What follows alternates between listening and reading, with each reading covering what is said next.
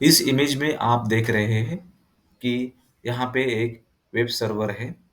ये जो web server है इसके अंदर आपको बहुत सारा डेटा स्टोर किया गया है वो डेटा।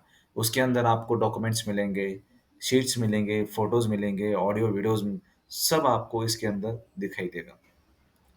ठीक है? इसके अंदर है वो डेटा, ठीक है? इसको हमेशा इंटरनेट से कनेक्ट रखते हैं क्योंकि ये आपका जो डिवाइस है, जब भी आप इसको कनेक्ट करोगे, आप तब आपको ये उसके रिगार्डिंग आपको इन्फॉर्मेशन प्रोवाइड करे। इसलिए 24/7 ये हमेशा इसको पावर सप्लाई दिया जाता है, इंटरनेट से कनेक्ट किया जाता है, ठीक है? इसके लिए एक छोटा-सा एग्ज़ाम्पल देता हूँ मैं आपको। जब आप कभी भी दिन में तो मैक्सिमम लोग तो यूज़ करते ही करते हैं, इंटरनेट से कनेक्ट करते हैं, एक सर्वर से कुछ इन्फॉर्मेशन लेते हैं। लेकिन जब भी आप रात के 12, 1, 2 मतलब रात को जब चाहे कभी भी आपको अगर इन्फॉर्मेशन चाहिए किसी चीज़ की, आप सर्वर से रिक्वेस्ट करके वो लेते हैं, ठीक है?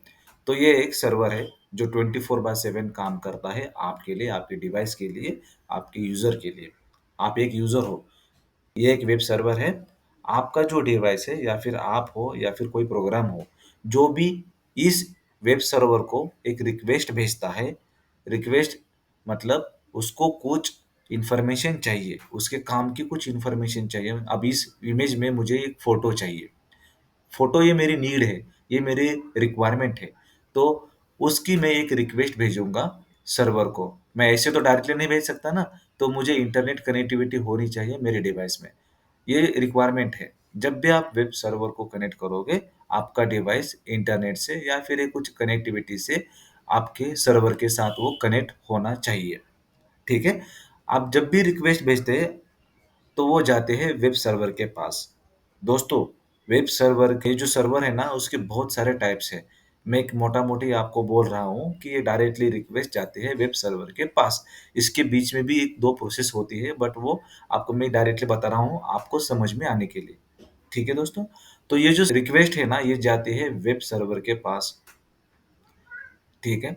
तो वो वेब सर्वर क्या करता है, जो भी रिक्वेस्ट आई है, जो भी इनपुट उसके पास आया है दूसरे डिवाइस से, वो खुद के अंदर वो प्रोसेस कर लेता है। क्योंकि जो वेब सर्वर है, जो भी ये सर्वर है उसकी उससे वो चेक कर लेता है, क्या मेरे पास ये जो यूज़र है, ये जो क्लाइंट है, जिसने मुझे रिक्वेस्ट भेजी है, क्या उसकी इन्फॉर्मेशन मेरे पास है, क्या मैच करती है?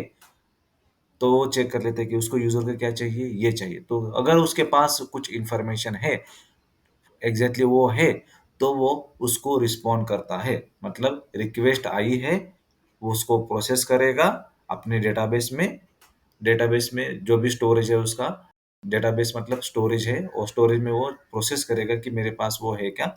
वो करने के बाद उसको रिस्पॉन्स देगा कि भाई हाँ, मेरे पास आपकी जो रिक्वेस्ट है उसके लिए रिस्पॉन्स है, ये फ़ोटो है, तो ले लो ये फ़ोटो। ऐसा करके वो भेजता है। तो ये काम होता है सर्वर का।